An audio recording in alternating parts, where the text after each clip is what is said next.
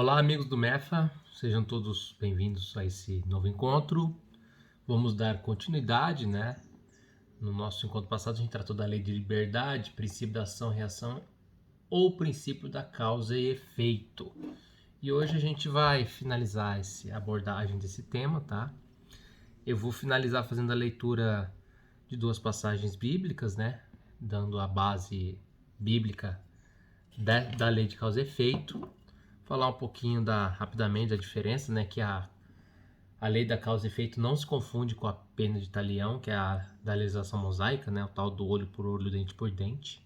E aí eu vou finalizar trazendo, pedir licença para vocês para fazer uma leitura de um exemplo, da lei de causa e efeito que está na obra Ação e Reação, psicografado pelo Chico, do Espírito André Luiz, lá no capítulo 12, que demonstra bastante essa forma de manifestação dessa lei da causa e efeito e a bondade divina.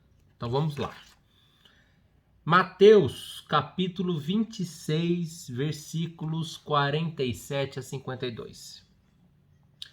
Nessa parte do Evangelho nós encontramos referências do princípio de ação e reação. E estando ele ainda a falar, eis que veio Judas, um dos 12, e com ele grande multidão com espadas e varapaus, vinda da parte dos principais sacerdotes e dos anciãos do povo. Ora, o que o traía lhe havia dado um sinal, dizendo: aquele que o beijar, esse é, prendei-o. E logo, aproximando-se de Jesus, disse: salve, Rabi. E o beijou. Jesus, porém, lhe disse: amigo, a que vieste?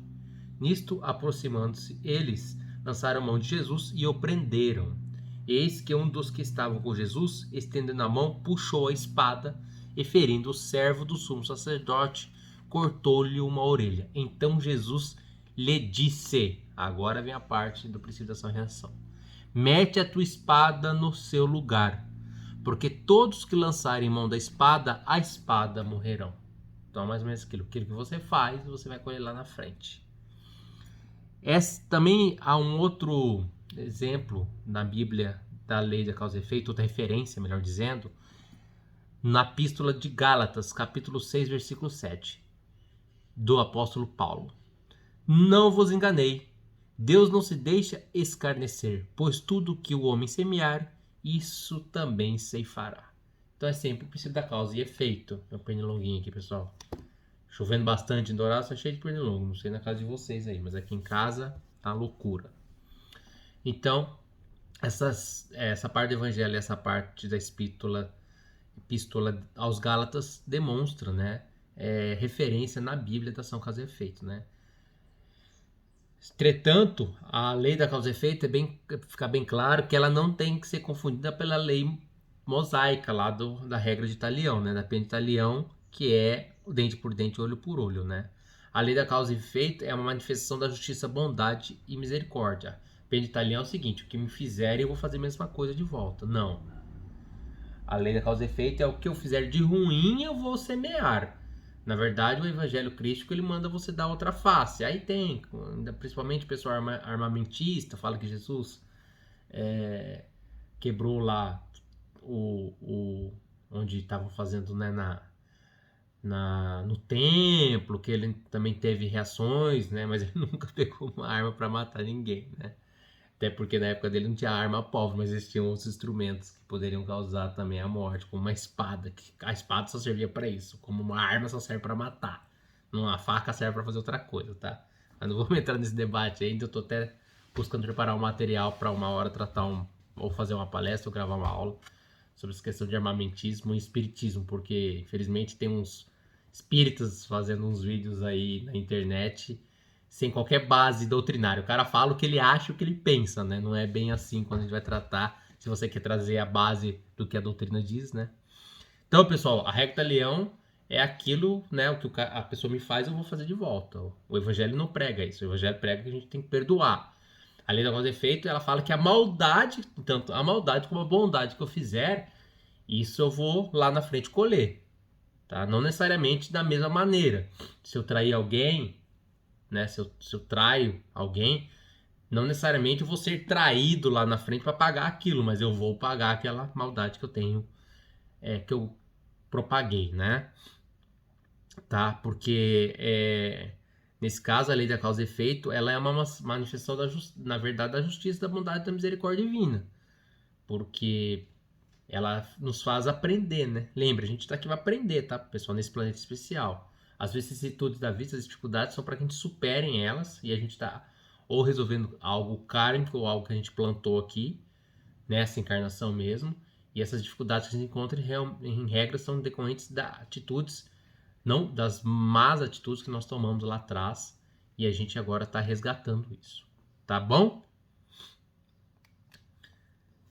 E para a gente finalizar, é um texto um pouco mais comprido, eu vou fazer a leitura, como eu disse, né, de uma passagem da obra Ação e Reação, do Espírito André Luiz, que trata da manifestação da lei da causa e efeito. Até recomendo a todos a lerem essa obra, tá? Eu já li ela há bastante tempo atrás. Preciso fazer uma nova leitura dela. É uma obra psicografada pelo Chico. É um exemplo aqui, né? Que a gente está trazendo para vocês. O assistente Silas interrompeu a operação socorrista e falou nos bondosos. O Silas era um assistente. Isso é tudo no plano espiritual, tá? Tudo que se passa aqui está no plano espiritual. O Silas é um que acolhia ali dentro daquele local. Havia um local para acolher os espíritos. E o assistente Silas era um que fazia um socorrista, tá? Imagina um SAMU no plano espiritual, tá? Aí ele fala: temos aqui asfixiante problema de conta gravada. E designando a jovem mãe, agora extenuada, continuou. Então, conta gravada. É uma conta que já tinha e se agravou. Marina veio de nossa mansão para auxiliar a Jorge e Zilda, dos quais se fizera devedora. No século passado, interpôs-se entre os dois, quando recém-casados, impelindo-os a deploráveis leviandades, que lhes valeram angustiosa demência no plano espiritual. Depois de longos padecimentos e desajustes, permitiu o Senhor que muitos amigos intercedessem junto aos poderes superiores para que se lhes recompuseste o destino, e os três renasceram no mesmo quadro social, para trabalho regenerativo. Então aqui são dívidas de vidas anteriores que eles tiveram a oportunidade de novamente, né, reencarnarem aqui nesse nosso planeta para tentar resolver isso. Marina, a primogênita do lar de nossa irmã Luísa, recebeu a incumbência de tutelar a irmãzinha menor, que assim se desenvolveu ao calor de seu fraternal carinho. Mas quando moças feitas, há alguns anos, eis que, segundo o programa de serviço traçado antes da reencarnação, ou seja, o projeto kármico, a jovem Zilda reencontra Jorge e reatam instintivamente os elos afetivos do pretérito. Amam-se com fervor e confiam-se ao noivado. Marina, porém, longe de corresponder às promessas esposadas no mundo maior, pelas quais lhe cabia amar o mesmo homem no silêncio da renúncia construtiva, amparando a irmãzinha, outrora repudiada esposa, nas lutas purificadoras que a atualidade lhe ofertaria, passou a maquinar projetos inconfessáveis tomados de tentação. Então a Marina e a irmã vieram com o projeto. A irmã mais nova se apaixonaria pelo mesmo cara e a irmã mais velha também se apaixonaria, mas ela não poderia, ela teria que respeitar a irmã mais nova e não alimentar esse amor, e isso de débitos anteriores. Completamente cega e surda aos avisos da sua consciência. Ó, aviso da consciência, pessoal. A nossa consciência nos avisa principalmente de projetos kármicos, de questões anteriores. Façam uma reflexão. Se a gente consegue olhar bastante pra gente e começa a se conhecer, você sabe aonde estão suas fraquezas, que te desestabiliza. E isso que você tem que trabalhar, tá? Conheça-te. É um lema lá dos gregos. Nós temos que nos conhecer. Porque se a gente se conhecer, ouvir essa nossa consciência, com certeza a gente vai ter vai conseguir cumprir o nosso projeto kármico nessa encarnação. Começou a envolver o noivo da irmã em larga teia de seduções e atraindo para o seu escuso objetivo o apoio de entidades caprichosas e enfermiças. Por intermédio de doentios desejos, passou a hipnotizar o moço, espontaneamente, com auxílio dos vampiros desencarnados, cuja companhia aliciara sem perceber. Os nossos irmãos, né, desencarnados que não nos ajudam, né, que infelizmente não atingiram a plenitude de compreensão, estão trabalhando, né, nas searas do mal, infelizmente. E Jorge, inconscientemente dominado, transferiu-se do amor por Zilda à simpatia por Marina, observando que a nova afetividade lhe crescia assustadoramente no íntimo, sem que ele mesmo pudesse controlar a expansão. Depois de breves meses, dedicavam-se ambos a encontros ocultos, nos quais se comprometeram um com o outro na maior intimidade. Zilda, a irmã mais nova da Marina, notou a modificação do rapaz, mas procurava desculpar-lhe a indiferença à conta de cansaço no trabalho e dificuldades na vida familiar. Todavia, em faltando apenas 2 semanas para a realização do consórcio, do casamento, surpreende-se a pobrezinha com a inesperada e aflitiva confissão. Jorge expõe a chaga que lhe escruecia o mundo interior.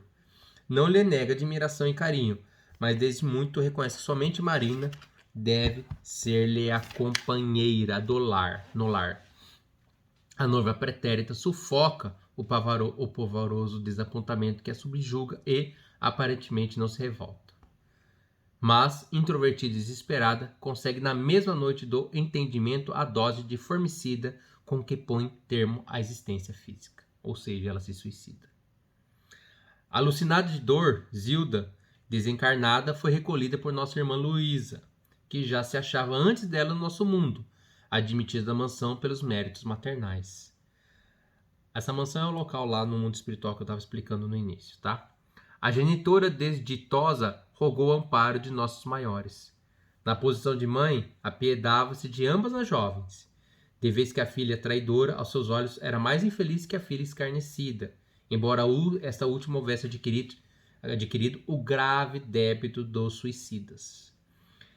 Em seu caso, atenuado pela alienação mental em que a moça se vira, sentenciada sem razão a inaqualificável abandono. Examinando o assunto carinhosamente pelo ministro Sâncio, determinou ele que Marina fosse considerada devedora enquanto agravada por ela mesma. Então aí a Marina, que teria que vir nesse projeto kármico para não se envolver novamente com o rapaz, para não roubar o pretendente da irmã, né? Tá. Agravou, né? Porque ela veio para resolver e piorou a situação. E logo após a decisão, providenciou a fim de que Zilda fosse recambiada ao lar para receber aí os cuidados merecidos. Marina falhara na prova da renúncia em favor da irmã, que lhe era credora generosa, mas condenara-se ao sacrifício pela mesma irmãzinha, agora imposto pelo aresto da lei ao seu convívio, na situação de filha terrivelmente sofredora e imensamente amada.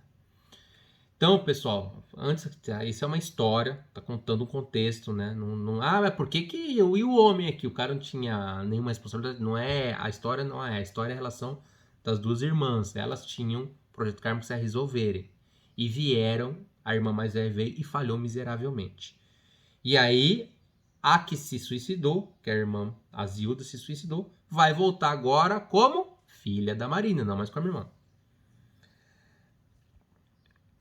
Aí, ó, foi aresta ao leito do seu convívio na situação de filha terrivelmente sofredora e imensamente amada. Foi assim que Jorge e Marina, livres, casaram-se. Mesmo depois da irmã se matou, o Jorge casou com a Marina, aqui.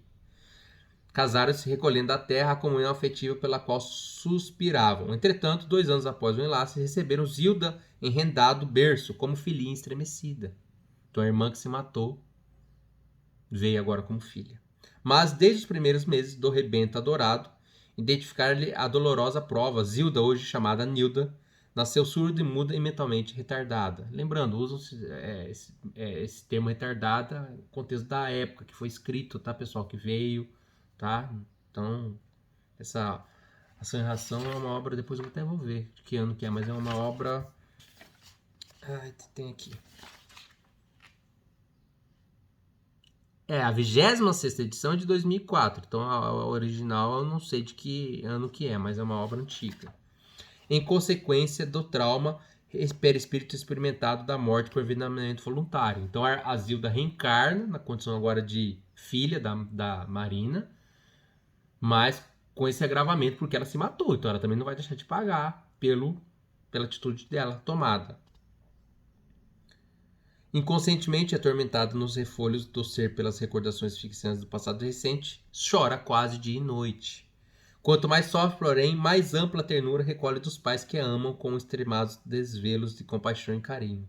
Silenciou o assistente, quem estava contando a história, né? Que é o assistente Silas. Achavam-no Eusa e Hilário, eu acho que é o André, que esse eu, e Hilário assombrados e comovidos. O problema era doloroso do ponto de vista humano, contudo encerrava precioso ensinamento da justiça divina.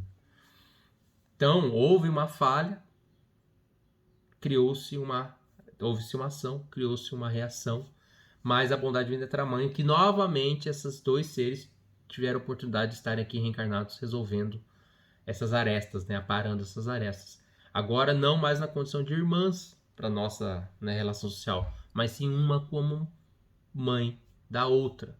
E a outra que veio com, né, com essas limitações, né, físicas em razão do suicídio cometido também para provavelmente despertar mais amor daqueles pais que ali estão. Tá bom?